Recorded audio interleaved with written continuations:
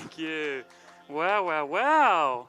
So honoured. Thank you, Kirst. Wow, I don't know if I deserve all of those kind words, but that's nice. Hey, can we give it up for Kirst for hosting? That's cool. Fun facts with Lach. Fun facts. Here's one for you. Kirst was actually my youth pastor, and Sam, obviously. They were actually my youth pastor, and let me tell you something about Kirst real quick. I'm just going to honour Kirst, because she honoured me, and I feel like, do it too and through. Reap what you sow, sort of thing. And Kirst, throughout my whole youth ministry, I started in year 7 all the way to year 12, and then I never left because I started at, helping, and then I started running the youth. So never actually left youth since year 7, which is funny. But throughout that entire journey, can I just say, Kirst is the biggest encourager on the planet. Anytime I'd preach at youth or anytime I did something, she'd always be the first one to encourage, and it goes a long way when your pastor and your youth pastor encourages you. So thank you for all your encouragements, and you are a legend, and you go all right, big fellas. I mean, that's my guy right there. That's my guy. And so tonight we're going to talk about pain into purpose. And so tonight I'm going to talk about pain for a second. And we got anyone who's broken a bone in the house tonight? Any broken bones?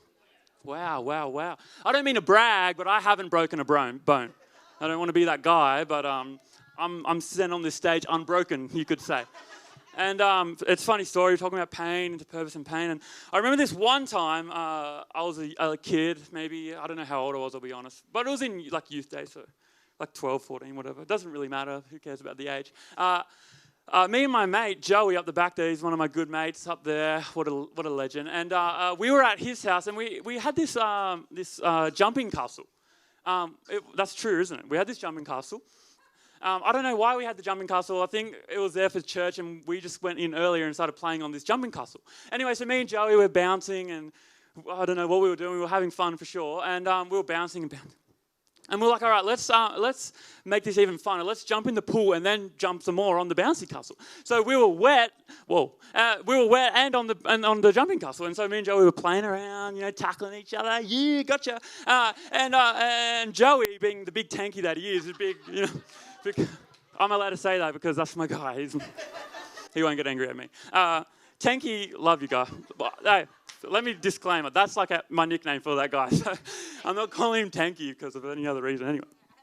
So Tanky, we were wet, we were jumping, things were weird. Well, not that weird, but we were jumping around. And when you stab your foot onto another human's foot? And I was running full tilt, and I just remember I did that with the tank man. And he came off unscathed. Poor little Lockie boy. I mean, look at me. I'm skin and bone. Not much to the big fella. And the amount of pain I was in. Did I cry? I probably cried. And I'll admit that to you guys. It's cool. It's whatever. It's a vulnerable space. I cried. And the story gets worse because as anyone knows my father, he's down the front. What a nice man. And my mum. My dad is the most non-empathetic human that I've personally met. Me personally. I don't know about anyone else. He's a lovely man. Yes, got your back. When it comes to you being hurt and him caring, there's none. There's nothing. And so I went home. Yeah. All my sisters are like, preach, brother. I went home and I had 4 big toes instead of 1 big toe, and it was all sorts of not good down there. And I remember I called in sick to work because I was like, I can't walk. And I remember when it was so bad. Did we go to the hospital? Oh, you see this firsthand. Anyway, I think we did go to the hospital, Mum. Because here's what I do. I go to Mum first, and she's empathetic, and then she tells Dad, and then Dad comes and goes, did you call in sick to work, son? I'm like, bro, I can't walk, and it's painful, and it hurts. And he's like, did you call in sick to work? And I was like, yeah, I did. And he does this thing, He won't say that he's angry, but he'll do this. Oh, if you know when your dad does this one. They won't say it, but I'm like, seriously. I've got 5 big toes, and I can't walk, and this guy's just like, go to work and make your pocket money.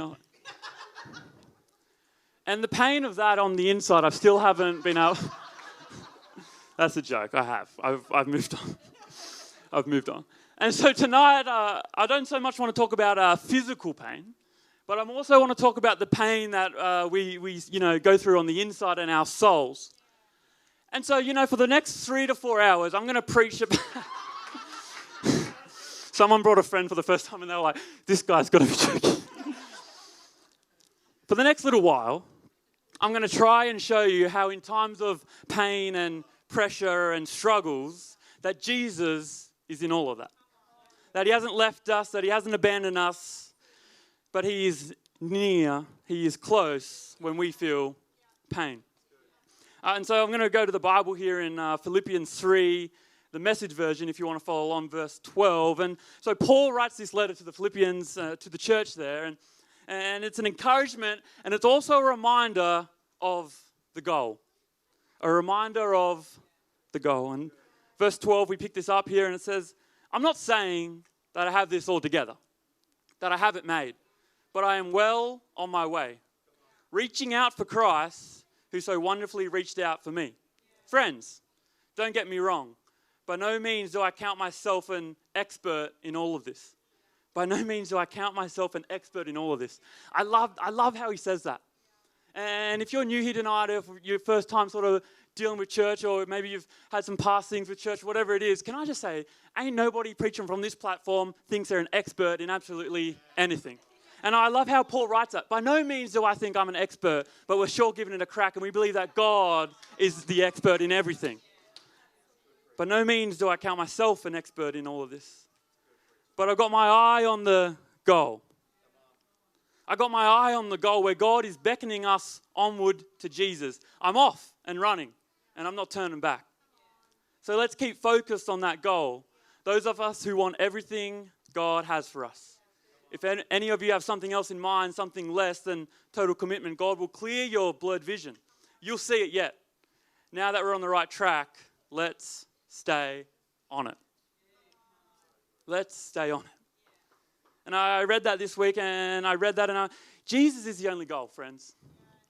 It's Jesus. It's always been Jesus. It's always going to be about Jesus. Jesus is the only goal, and forever will be him. He's the goal. He's the good news. He's the Savior. It's all Jesus. And you know what, church? We're not turning back. We're going to focus on him, and when trials come and pain arises, and it will. I'm not trying to stand up here tonight and say that you're not going to deal with pain if you meet God, because pain happens regardless. And so when pain arises, we're not going to turn back. And would we keep our eye on the goal? When pain comes, we've got to keep our eyes on Jesus. And it's funny because it's so funny, not really funny, but when you're in the middle of pain, that's like the last thing that you're really thinking about. When you're in the middle of the pain, all you can think about is the pain. When I had 5 big toes, all I could think about was, damn, I got 5 big toes and this is so painful. When you're in the middle of your mess, when you're in the middle of your struggle, when you're in the middle of your pain, all you can really think about is the pain. And it's like you've come here to a church service trying to find some hope, and then there's this tall white guy yelling at you saying, just focus on Jesus, man. And you're like, buddy, what? If you knew the pain I was in, you got no idea the pain I'm in, and I get you. Man, I don't know the pain you're in, and I could only imagine how painful online and in the room tonight, that some of the pain that some of you might be in right now. But I know one thing with sure certainty, that Jesus knows everything, and he is the goal. And Jesus has your best interests at heart, and Jesus is the only answer. But he is near. He is close. He's never left you nor forsaken, and he's not going to leave you now. He loves you. He's not ashamed of you just because you got some pain. He's not ashamed. And somewhere along the way, you'll look back at the bigger picture and you'll see the works he's done.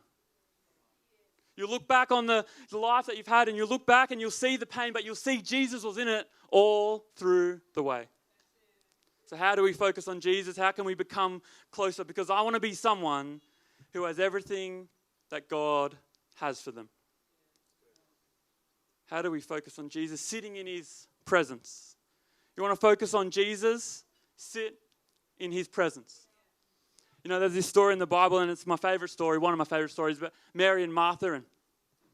And Mary, Martha, and Lazarus was close with Jesus. They were some say that they were the closest Jesus had to family besides his actual family. They were really tight. They were friends. And Jesus is the guy who brought Lazarus out. You know that story. He brought Lazarus back to life. Pretty crazy, but we're not reading that story. And Jesus is in town, and he's going to visit Mary and Martha, his close friends. And so Jesus is there, and Mary and Martha are in the house, and Jesus comes in, and that's pretty crazy. I mean, imagine Jesus rocking up at your house. And so Mary does something funny, and Mary just goes and sits with Jesus. So Mary's just there, and she's just sitting with Jesus. Like you ever seen a kindergarten person sitting there? Just like I just imagine it like that, you know. And she's just sitting there with Jesus, and she's like, oh, geez, have you done something with your hair, Jesus? It's so nice. Trimmed your beard. She's just sitting there.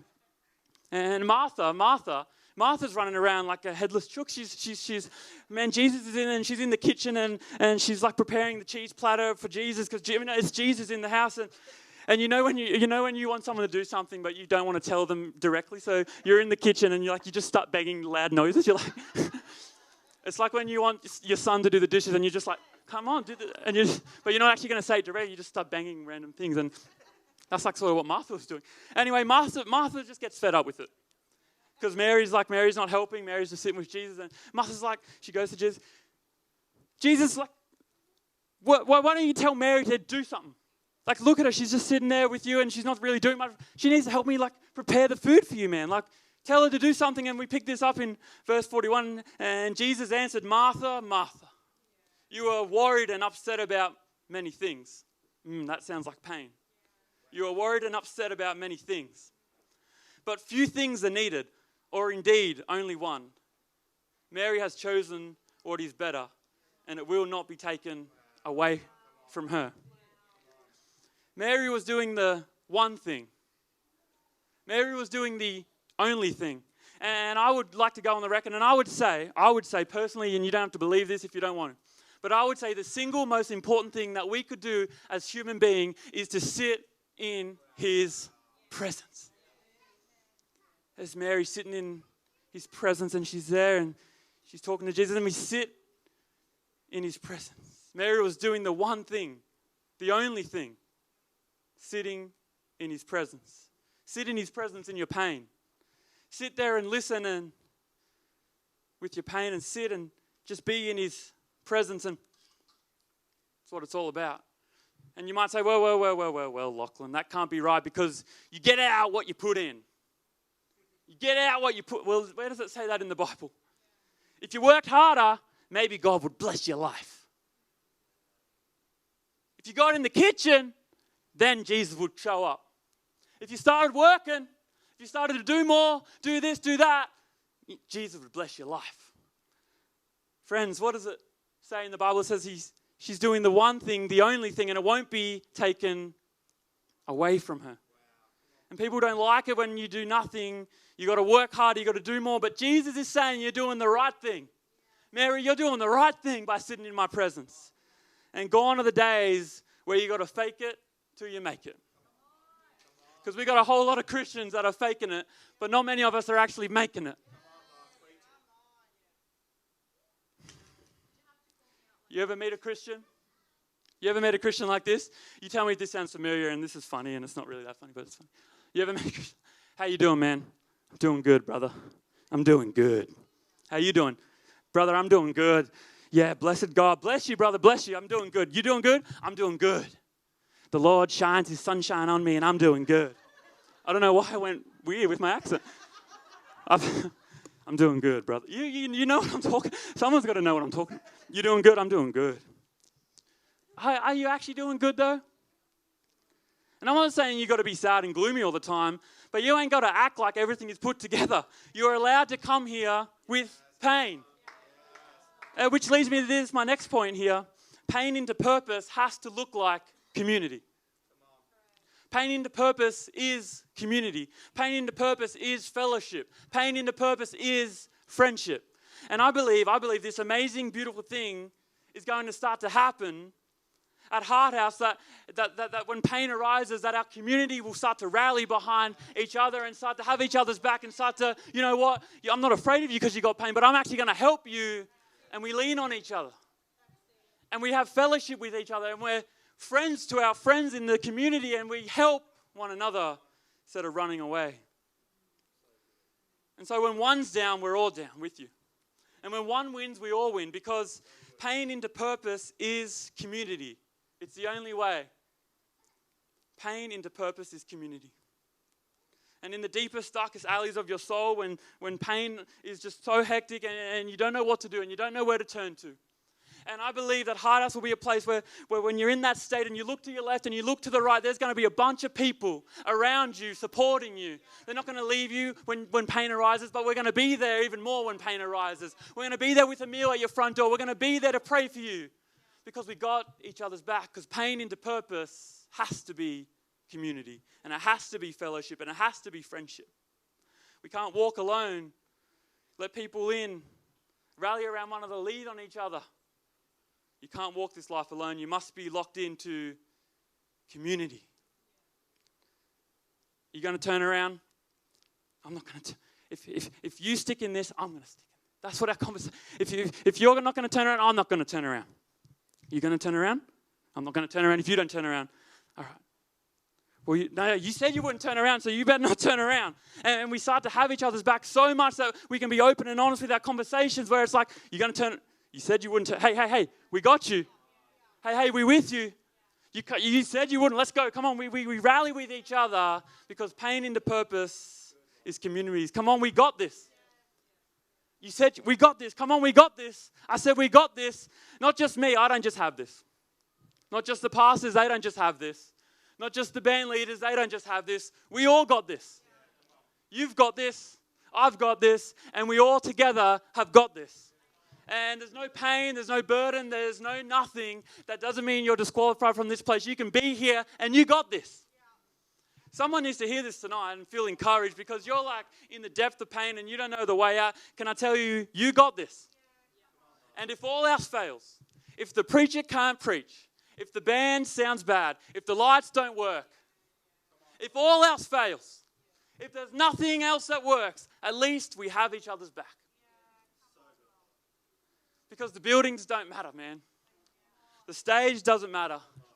The little pizza machine that makes the pizzas, it doesn't matter, man. You know what matters? Having each other's back. You know what matters? When you got nowhere else to go and you can call someone and they rock up like that. That's what matters. It's not about the building. It's not about the stage. It's not about anything but having fellowship and community and knowing that we're in this race together, that we're on a journey together, that no one's perfect, no one has it made, but we are in this journey together following a good God that loves us so very much that he would send his one and only son to this place for everyone, not just for the pastors, not just for the preachers, but for every single person in this room, online, wherever you're at. He sent it for you, and so we're in it together. It's not me preaching to you, it's us together, and we're doing this together. It's togetherness. We got this. We got this. We got this. One in, all in.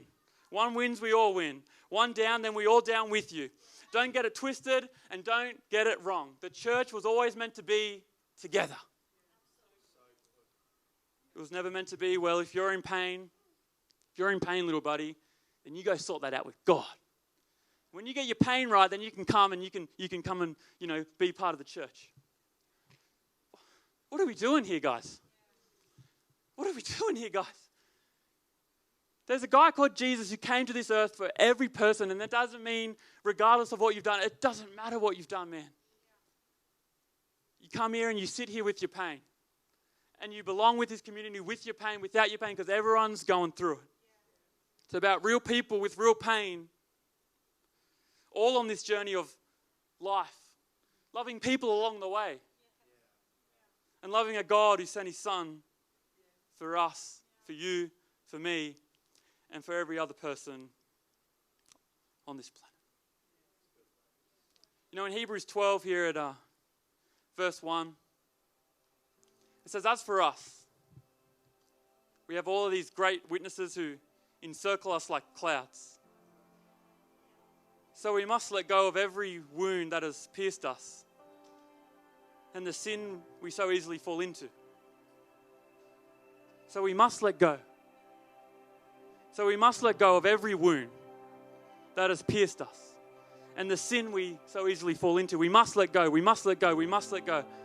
Then then we will be able to run life's marathon race with passion, with determination. For the path has been already marked out before us. We look away from the natural realm and we focus our attention and expectation onto Jesus. There it is again. There it is again. We focus our attention. What do we focus our attention on? Jesus, who birthed faith within us and who leads us forward. There it is again. Who leads us forward and not backwards. So we focus on Jesus and we move forward into faith's perfection. His example is this: because his heart was focused on the joy of knowing that you would be his, he endured the agony of the cross and conquered its humiliation, and now sits exalted at the right hand of the throne of God. So consider carefully how Jesus faced such intense opposition from sinners who oppose their own souls, so that you won't become worn down and cave in under life's pressures. Oh man. Here's the thing. Whether you believe it,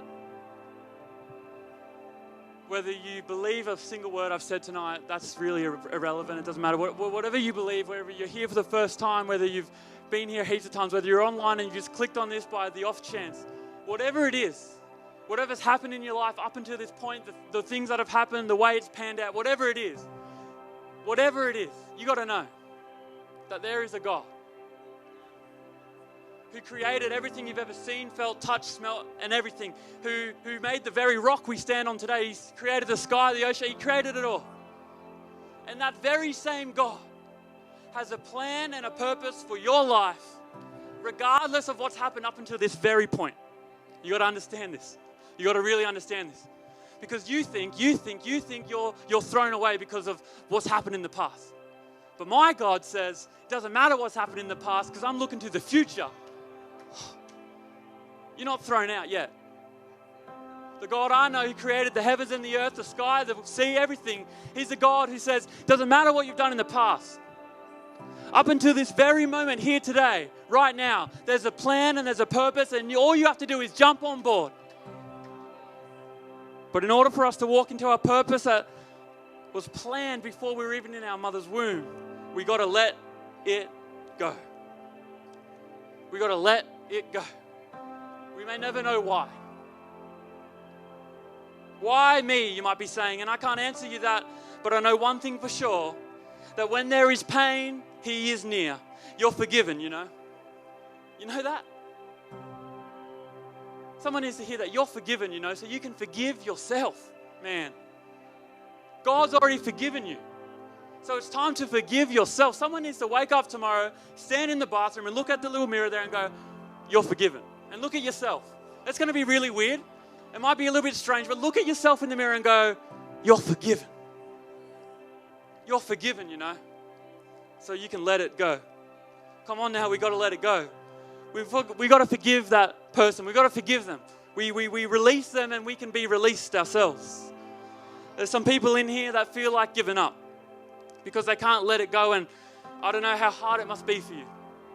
And online, I don't know how hard it must be for you and for everyone in this room. And if you could just sit in his presence, right, and focus on him, knowing that you're in a safe place surrounded by great people that love you in this community. And if you could just let it go, if you could just let them go, then we could move into all that God has for us, his purpose, his plans, but we got to let that thing go. We got to let it go. And the band can come. It's just Corey. That's so funny. The whole band. Me and you, my man. We're going to get well acquainted up here. There he is. Wow. We've got to let it go, man. We've got to let them go. We've got to let that go. We've got to let that person go. Just let it go, man. I mean, I'm not telling you to go drive to their house and whatever the circumstances, I'm not telling you to do that. But let them go in your heart tonight, man. Because God's got a whole lot for you. And where we're so tangled with this thing and this, and I know it's hard, and I'm not trying to discredit what's happened in your life and the things that have happened, but if you can't let it go, man, There's a huge purpose on your life, and God's like, you got to let this thing go so then you can be released into all that God has for you. It's not even about the person, man. It's about yourself. Don't you want to live in everything that God has for you? Don't you want to live in the plan? Don't you want to live in the purpose? You got to let it go. And I've noticed this in my own life, and it's this progression that God will do when you let it go. When you give your pain to the Father, these things start to happen, and the writer here is telling us to let it go so that we may be even able to run life's marathon race with passion and determination, for the path has already been marked out for us. This word I'm about to say, hupomone, and I don't even know if that's the right pronunciation, but I like it. It's a Greek word, hupomone. That sounds good. Hupomone, the Greek word which means persistence. It means endurance. Hupomone is illogical endurance. Illogical persistence. David and Goliath type persistence. With a little slingshot, I'm going to take down Goliath. That sort of persistence. That sort of hupomone. Illogical persistence. I'm not going to lie tonight, I've tried to quit in my heart so many times. I've tried to it's too much. I run the youth with Amy, and there's some youth here tonight, it's funny. And man, youth, there's some funny thing about youth. Youth are just brutally honest. Unlike adults, they don't care about hurting your feelings. And so I'll be here on like a Friday night, and I'll be preaching my heart out, and I remember this one occasion, I was preaching and I was really trying my best.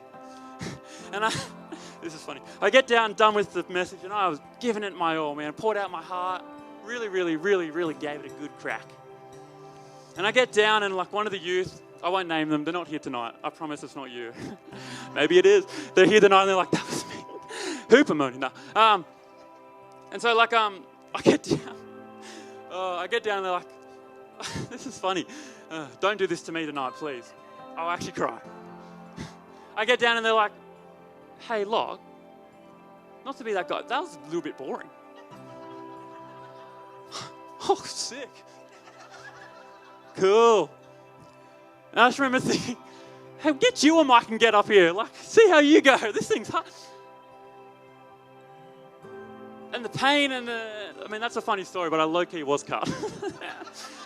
Even though, like, when I preach at youth, I don't really preach with an iPad. I just sort of get up there and I have an idea of what I'm going to say, but I really just let God sort of, take over, and it's a crazy time. And she goes, oh, oopsie.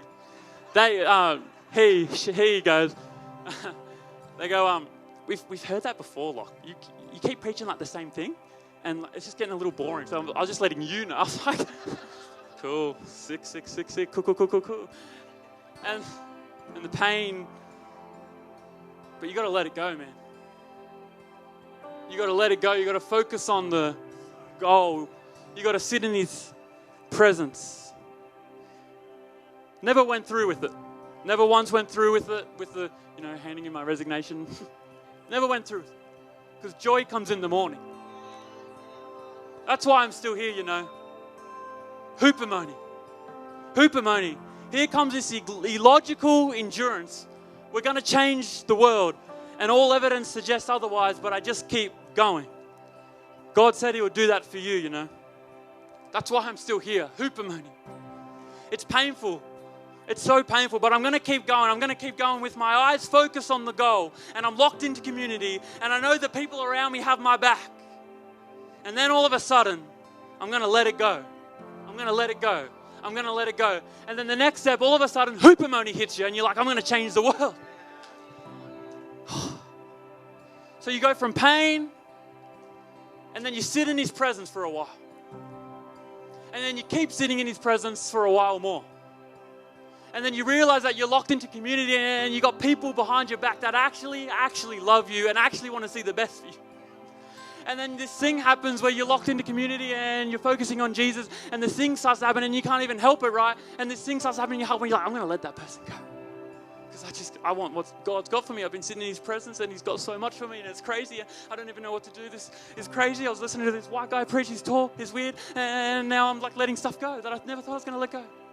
But this thing starts to happen, and then you let it go. And then hoopamoni hits you, and you're like, I'm going to change the flipping world. We're going to change the world, you know. Hoopamoni. Hoopamoni. Oh, man. Man, if I could have it my way, man, some days I'd rather turn around, give it up because the pain's too much. I want to turn around, God, but I felt this calling on my heart, and now I'm in the middle of chaos and in the middle of pain, and it's like, God, where are you? I felt it on my heart, and where are you now? Where are you in all of this? But in order to receive this illogical persistence, we got to let it all go. We got to let it all go. We got to let it all go. And joy comes in the morning. And joy comes in the morning. And I wrote that joy comes in the morning this morning, which is funny. I went for a little bike ride and it was nice and it was in the sun. And I felt God all of a sudden wanted me to tell someone here tonight that joy comes in the morning. It might look like dark days are ahead of you, but joy comes in the morning. And when you focus on God, when you're locked in community, when you let it go, when hoopamoni hits you, joy comes in the morning. Joy comes in the morning. And I'm done. And you can stand with me tonight. You know, Jesus used and did a lot around water. I've got more friends. Kim. Oh my gosh, I love Kim so much. Kim's, I love her. She's so cool. Jesus used water and did a lot around water and was a great metaphor for life. And why is that? Because water in every way you look at it is chaotic. The seas are unpredictable. The surface is chaotic. And what he does is he shows us in multiple stories and multiple times that even though it's chaotic and even though it's rough and even though it looks bad, that I am in control. You remember that story? The disciples are on the boat. They're trying to get to the other side and the boat's rocking. It's going crazy and they don't know what to do. It's chaotic. It's painful. Everything's happening and Jesus is asleep. You remember that story? He's asleep and they run into Jesus and they're like, Jesus, it's chaotic. It's crazy. And Jesus goes, phew, and he calms the storm. And he calms the storm. And he calms the storm. You remember the other story where Jesus is on the boat with Peter and Jesus walks on the water. Jesus walks on the water. Jesus walks on the water and then he gets Peter to walk on the water. Why does Jesus walk on the water? As if to say that I am on top of the chaos. As if to say, I'm walking on top of the chaos. I've got it under control. I'm walking on top of the pain. I've got it under control. He's walking on top of the chaos, on top of the mess. He's got it all under control. And someone needs to hear this tonight. That it might look chaotic and it might look painful and it might look bad, but Jesus has it all under control. And Jesus walks on the water and tells you he's got it under control. He's got it under control. And fear not, because Jesus has your heart and your intentions at his heart, and he's got it all under control, baby. Woo! And thank goodness for that. Thank goodness for that, because if I had my own life under control, your boy wouldn't be here right now. Thank goodness Jesus has my life in control. I'm just being honest. I would not be here if Jesus didn't have my life in control. If Jesus didn't have my life in control. But good news, friends, he's got it all under control. He's got it all under control. Everything is going to be all right. Everything is going to be all right. He's bringing hope to the hopeless tonight. He's bringing love to the broken tonight. And he sure as heck is bringing purpose to the pain tonight. And so tonight as we sing this song and the band starts to really play and have some fun, we're going to believe that Jesus is going to show up in your life and you're going to realize that Jesus is in control. Tonight, like right now, it's about to happen. The guys are going to sing and you're going to sit in his presence for a little bit and you're going to understand that Jesus has everything under control. So fear not, but Jesus has it under control. God, tonight we pray. God, we thank you for every person in this room online. And we thank you, Father God, that you have it all under control. That you are the great God of the ages, God, that you have it all in control, that we are okay, Father. That we're going to be all right. Because we know that you have it under control. God, whatever pain, whatever things that these people have and whatever we all have pain. God, I'm asking tonight. God, I'm asking tonight that you show up in these next few moments. God, you show up in some people's lives that think there's no way out. God, I pray and I speak it out tonight that you show up. You show up tonight, God. Right now, God. That chains are going to break that people didn't think they were ever going to break. That people are going to be set free from things they never thought they were going to be set free from. Why? Why is that? Why tonight? Why tonight? Because Jesus is in control. And we're going to focus on Jesus. We're going to drown out the outside noise of the world, and we're going to focus on the one true God who created us, who sent his son to die on the cross for us. A man who knew no sin became sin for every single person in this room, online, and the planet. And tonight, that same God is going to show up in this room and start to do some business on your heart and on your soul. And all you have to do is sit in his presence.